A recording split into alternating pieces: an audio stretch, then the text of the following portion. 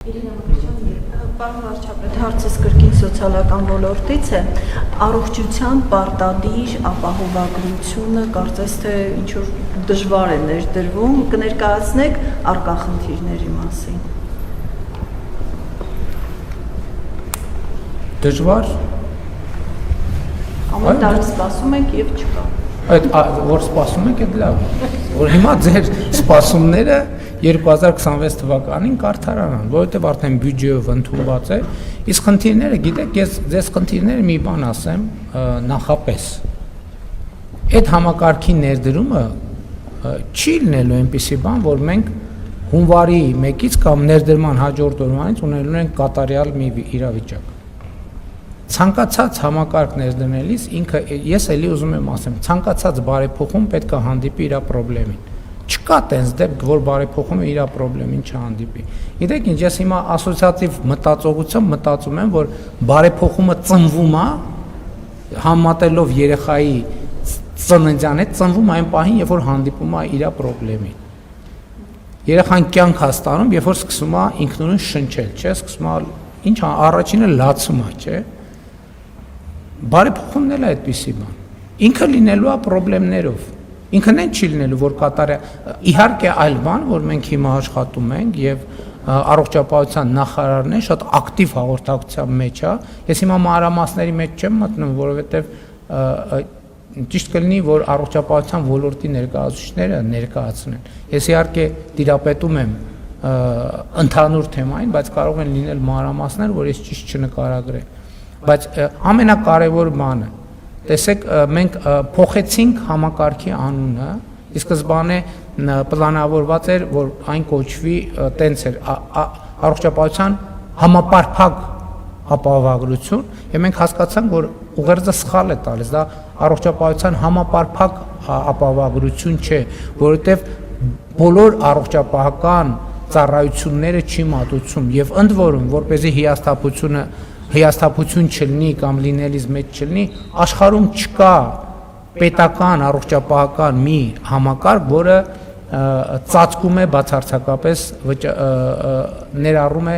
բոլոր առողջապահական ծառայությունները։ Հիմա մեր հաշվարկով նախնական մեր համակարգը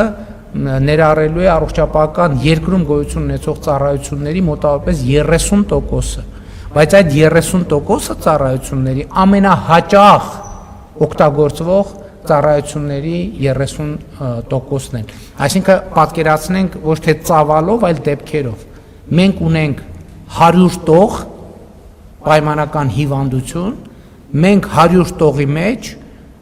այս փուլում ներառելու ենք մոտավորապես, ես էլի եմ ասում, ես փորձագիտական մակարդակով չի իմ իմացությունը, գուցե մի քիչ շեղումներ ունեմ իմ թվերի մեջ։ Ունենք 100 տող հիվանդություն, մենք ներառելու ենք 30 տող հիվանդությունները, բայց այս 30 տող հիվանդությունները ամենահաճախ քաղաքացիների կողմից,